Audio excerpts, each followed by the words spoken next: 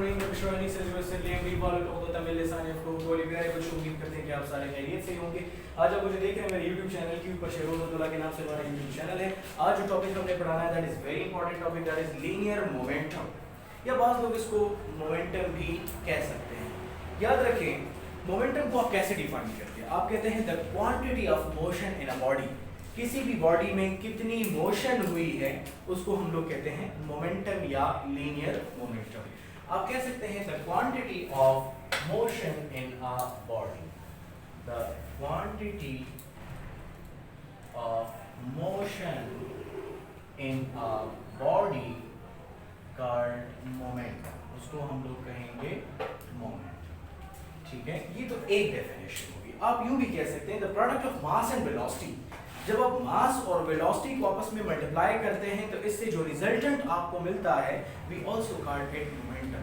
एक कार है, उसकी मास मैं कहता हूं फॉर एग्जांपल 200 किलोग्राम्स है और वो फॉर एग्जांपल 5 मीटर पर सेकंड की वेलोसिटी से जा रहा है। आपने 200 को 5 से मल्टीप्लाई करना है तो जो आंसर मिलेगा वो basically momentum of the body को रिप्रेजेंट करेगा। ठीक है, तो आप ये एक डेफिनेशन होगी। दूसरी डेफिनेशन हम यूज कर सकते हैं द प्रोडक्ट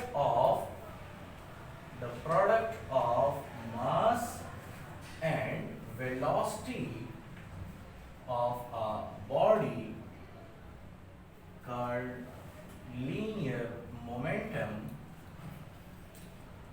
या मोमेंटम भी आप इसको कह सकते हैं।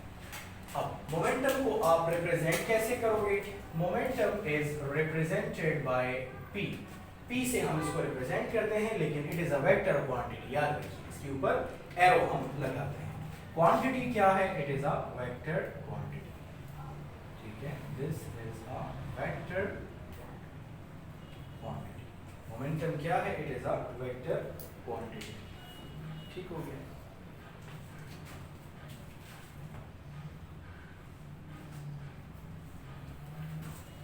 ओके, मोमेंटम को मैथमेटिकली अगर हम देखेंगे, so mathematically momentum can be written as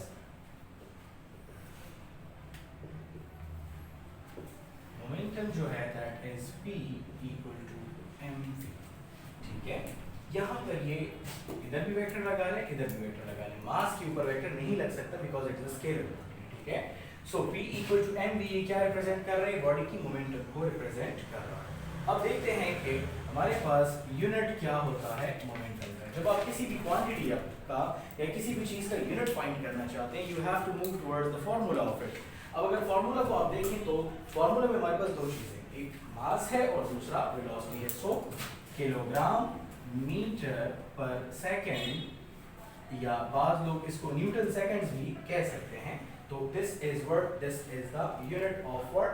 momentum. Kilogram metre पर सेकंड या न्यूटन सेकंड भी आप कह सकते हैं। ठीक हो गया। अब जरा देखते हैं कि मोमेंटम डिपेंड किन चीजों पे करता है। On which of the things momentum dependence. ठीक है, अच्छा, मोमेंटम दो चीजों पे डिपेंड करता है। ठीक है, मोमेंटम डायरेक्टली प्रोपोर्शनल है मास ऑफ द बॉडी के। अगर बॉडी का मास ज्यादा होगा तो उसका मोमेंटम भी ज्यादा होगा। लेकिन याद रखें, जब आप वेरिएशन स्टडी करते हैं तो आप दो चीजें लेते हैं। 3 क्वांटिटी है फॉर एग्जांपल 1 2 3। जब आप दो क्वांटिटीज का रिलेशन फाइंड करेंगे तो तीसरा आपने कांस्टेंट लेना होगा। मतलब जब आप मोमेंटम और मास की रिलेशन लेंगे तो वेलोसिटी को क्या रखना है? आपने कांस्टेंट रखना होगा। सही है, वेलोसिटी को आपने क्या लेना होगा? कांस्टेंट लेना होगा। तब जितना बॉडी का मास ज्यादा होगा उतना मोमेंटम ज्यादा होगा, जितना मास कम उतना मोमेंटम कम। This is first factor. और second factor, momentum is directly proportional to velocity of the body. जितना ज्यादा बॉडी की वेलोसिटी होगी उतना ज्यादा मोमेंटम होगा, लेकिन जितना कम वेलोसिटी होगी उतनी कम मोमेंटम। लेकिन आपने किस चीज को कांस्टेंट रखना है?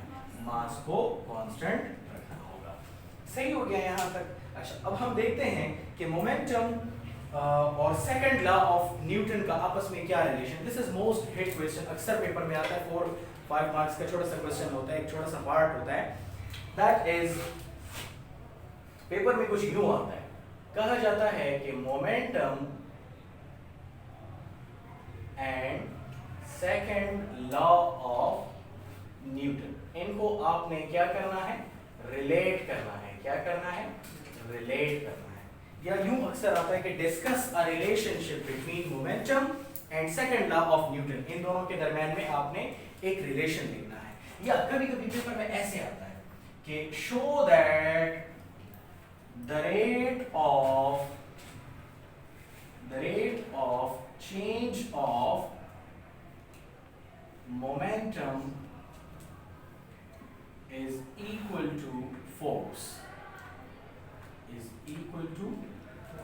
आपने ये शो करना है कि जब आप मोमेंटम में चेंज लेकर आते हो तो उससे फोर्स प्रोड्यूस होता है। क्या प्रोड्यूस होता है, फोर्स प्रोड्यूस होता है। अच्छा चलिए अब जरा इसको हम प्रूव करके बताते हैं। या कभी कभी पेपर में यूं आ जाता है कि prove that f is equal to del p divided by del t।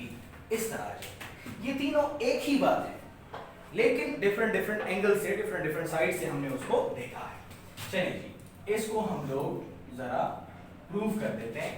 From Newton second law we know that f is equal to ma। From Newton second law आपको मालूम है F is equal to ma होता है। F is equal to ma। ठीक हो गया। अब जरा गौर से देखिए, क्या आपको मालूम है कि जो एक्सेलरेशन की डेफिनेशन थी it was del v divided by del t। क्या यही डेफिनेशन थी एक्सेलरेशन की? अच्छा अब हम यहां पर लिख लेते हैं F equal to m, a की जगह पर del v divided by del t लिख लेते हैं। सही हो गया। आपको मालूम है कि del v means final velocity minus initial velocity, यही होता है। चलिए हम इसकी वैल्यू को पुट कर देते हैं स्टेप नंबर 2 के अंदर। Put in value of del v की वैल्यू को जब आप पुट करेंगे तो आपको क्या मिलेगा, जरा देखें। f is equal to m, इससे मिल जाएगा vf minus vi divided by del t। सही हो गया। अच्छा अब इस m को मैं अंदर मल्टीप्लाई कर लेता हूं, इसके साथ भी मल्टीप्लाई कर लें और इसके साथ भी मल्टीप्लाई कर लेते हैं। आपको क्या मिलेगा, आपको मिल जाएगा f is equal to mvf minus mvi divided by del t, कुछ इस तरह से मिल जाएगा। और आपको ये भी मालूम है कि मोमेंटम की जो अभी हमने डेफिनेशन पढ़ी है that is p equal to mv। Momentum किसके बराबर होता है, p इक्वल टू mv के बराबर होता है। तो मैं इसको यूं भी लिख सकता हूं कि स्टेप नंबर 3 आप इसको यूं भी लिख सकते हैं f इस mv की बजाय मैं क्या लिख लेता हूं, p लिख लेता हूं और f को अपनी जगह पर रहने देते हैं। माइनस mv की बजाय मैं p लिख लेता हूं, i की बजाय मतलब उसको ऐसे ही रहने देते हैं, डिवाइडेड बाय del t हो जाएगा इस तरीके से। ठीक है। आपको मालूम है कि del p का जो मतलब होता है वो क्या होता है, final momentum minus initial momentum, यही होता है। सही हो गया। चलिए हम यहां लिख लेते हैं f equal to del p divided by del t। ये जो इक्वेशन नजर आ रहा है, देखिए 2-3 स्टेप्स का छोटा सा क्वेश्चन है, अक्सर पेपर में आता है 4 मार्क्स के लिए। तो हमने क्या वेरीफाई कर दिया या प्रूव कर दिया कि जब आप मोमेंटम में चेंज लेकर आते हैं तो क्या प्रोड्यूस होता है, फोर्स प्रोड्यूस होता है। ठीक है। Whenever we bring change in momentum there exerts force on a body. जब आप मोमेंटम में चेंज लाएंगे तो बॉडी के ऊपर क्या एक्सर्ट होगा, फोर्स एक्सर्ट होगा। ठीक है। तो आप लिखेंगे क्या कंक्लूड किया हमने, conclusion, hence the rate of change of momentum is equal to force। Momentum में जब आप चेंज लेकर आते हैं तो उससे क्या प्रोड्यूस होता है, फोर्स प्रोड्यूस होता है। ठीक है। So this was all about today's lecture, hope you have enjoyed it. ठीक है। Thank you for watching. अल्लाह हाफिज़।